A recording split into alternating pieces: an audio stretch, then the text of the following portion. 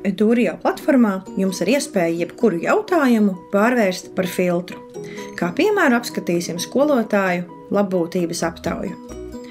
Skatoties rezultātus, sistēma automātiski apkopo visu respondentu atbildes, bet šajā jautājumā esam lūguši skolotājus norādīt, kādas jomas pedagogs viņš ir.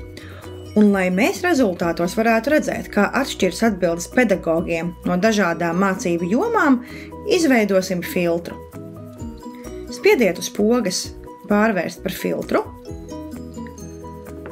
Izvēlieties nosaukumu filtram, šajā gadījumā izvēlēsimies mācību joma. Un spiežam pogu pārvērst.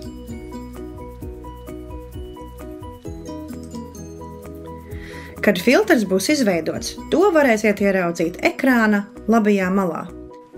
Šajā brīdī sistēma visus grafikus pārreikina, lai pielāgotu atbildes tikai jūsu izvēlētajam filtram, šajā gadījumā matemātikas mācību joma. Ja mēs izvēlēsimies kādu citu filtru, piemēram, valodu mācības joma, jūs redzēsiet, ka sistēma atkal pārreikina un izveido citus grafikus.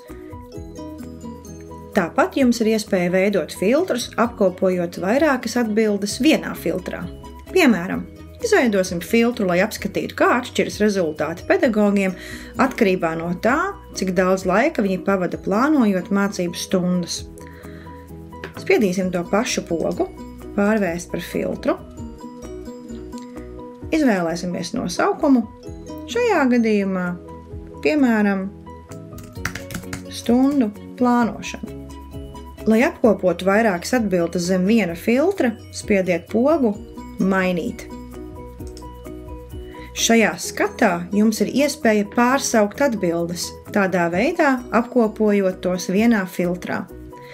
Šajā gadījumā pirmās divas atbildes nosauksim 0 līdz 3 stundas un izmantosim vienu un to pašu nosaukumu abām atbildēm.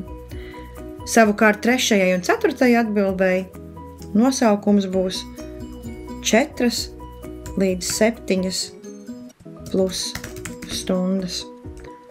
Un nokopēsim to pašu arī 4. atbildēji. Kad esat veikuši nepieciešamos labojumus, spiediet pogu pārvērst. Tāpat kā iepriekš, arī šeit jaunizveidotais filtrs parādīsies ekrāna labajā malā, un tagad jums ir iespēja visus rezultātus filtrēt arī atkarībā no tā, cik daudz pedagogi pavada laiku plānojot stundas katru nedēļu. Lai dzēstu kādu no filtriem, ko paši esat veidojuši, spiediet uz iestatījuma pogas. Un šeit izvēlieties pogu dzēst.